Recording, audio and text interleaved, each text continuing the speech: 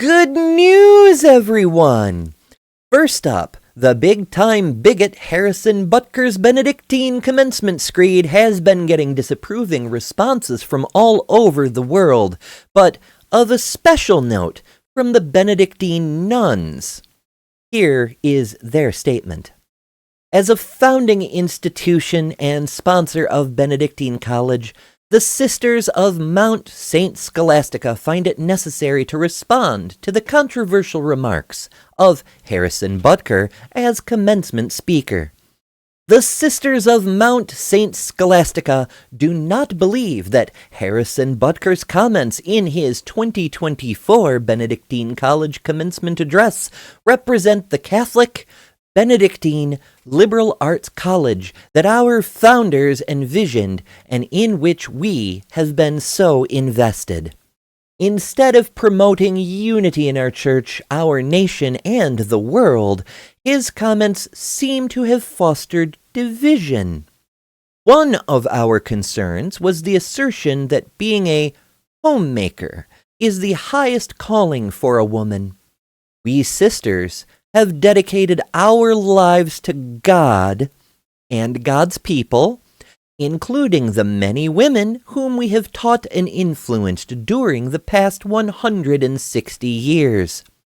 These women have made a tremendous difference in the world in their roles as wives and mothers, and through their God-given gifts in leadership, scholarship, and their careers.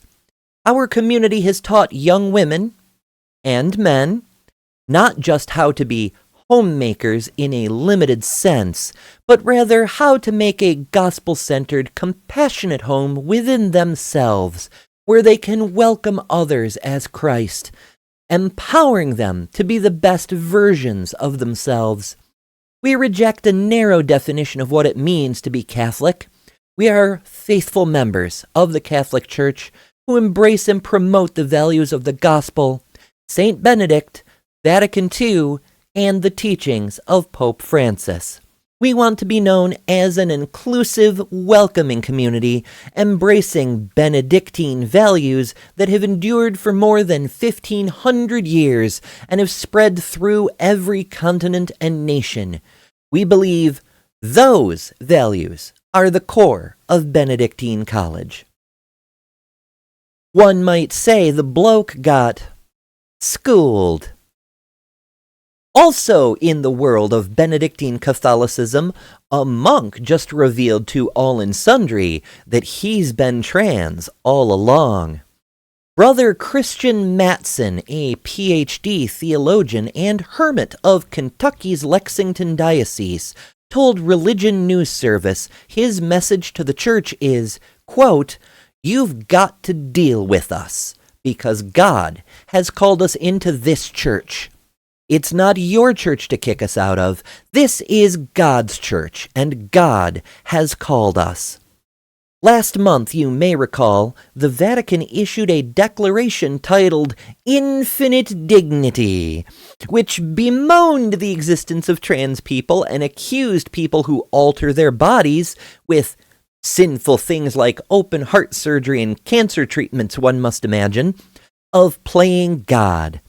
The declaration was approved by Pope Francis, who, like all popes, has yet to take decisive action on the priest-predator problem, which is a sure sign he has nothing but the best intentions for the faithful at heart.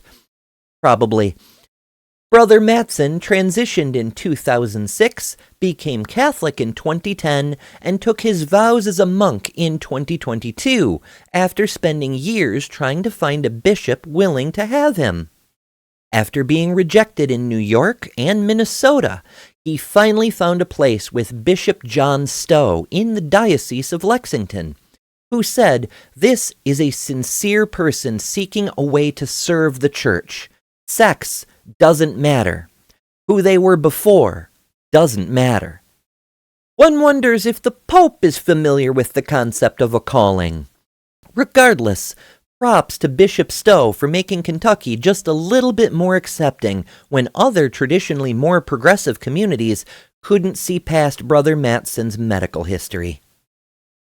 Following up on a previous story, Nassau County Supreme Court Judge Francis Risigliano struck down the extremely illegal Nassau County ban on trans women in county facilities. You may recall when County Executive Bruce Blakeman flew in Caitlyn Jenner to give a celebrity endorsement of the controversial ban, and virtually immediately a suit was filed in opposition. The New York Civil Liberties Union acted on behalf of the Long Island Roller Rebels, a roller derby team from Nassau County, more on them later in the show, arguing the executive order violated both New York's human rights and civil rights laws. The court ruled that Blakeman did not have the authority to issue such an order. Spokesman for the Civil Liberties Union, Gabriela Larios, issued a statement saying, quote, "We are gratified the court has struck down a harmful policy that belongs in the dustbin of history. The ruling deals a serious blow to County Executive Blakeman's attempt to score cheap political points by peddling harmful stereotypes about transgender women and girls."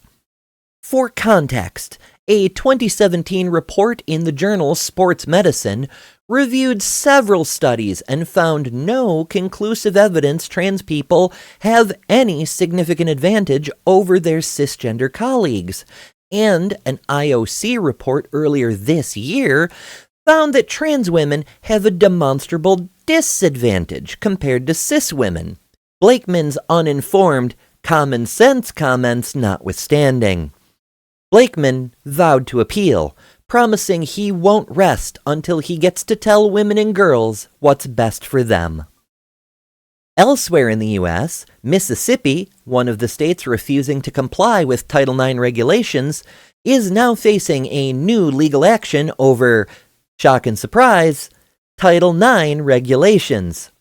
Last week, the ACLU and other groups filed a complaint against Harrison County School District on behalf of a trans teen who was forbidden from attending her own concert because she was wearing a dress.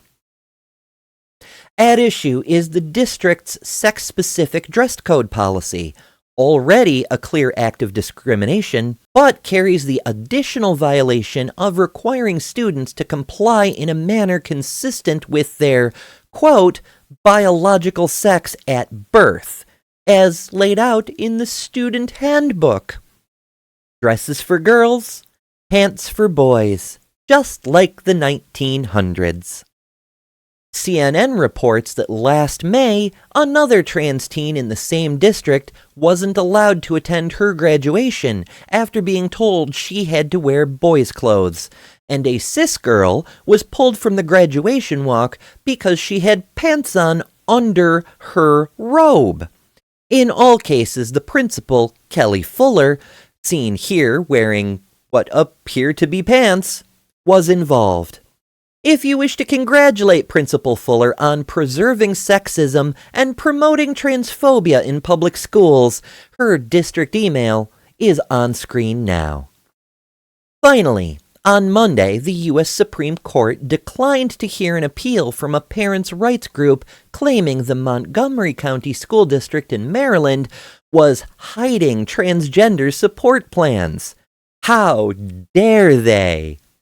3 parents filed suit over guidelines that enabled schools in the district to develop support plans for trans students, which included the controversial policy to respect the students. The Supreme Court did not see fit to explain their decision to not hear the case, which leaves in place an appeals court ruling that the parents in question had no standing, on the grounds that they had no evidence any such plans were put in place for their own kids. In previous hearings, the district said the guidelines ensure a safe and respectful environment for all students. Surely, we can't have that. It's positively un-American. They went on to say, if a student chooses to disclose information to a staff member, that does not authorize school staff to disclose that student's information to others. Both a federal district court and the 4th U.S. Circuit Court of Appeals sided against the parents, the latter ruling that the parents failed to demonstrate any injury that would allow them to sue. While SCOTUS's refusal to hear the case isn't the same as a decision itself, leaving the previous ruling standing effectively establishes a de facto precedent that may be used to further the concept of students' rights, as opposed to the recent trend of prioritizing parents' rights at the cost of student well-being, even when such a situation does not make any sense. With this particular Supreme Court, we have to take the wins we can get, and hope it gets better as we push forward. For the TransPositions, I've been Ember Belrad.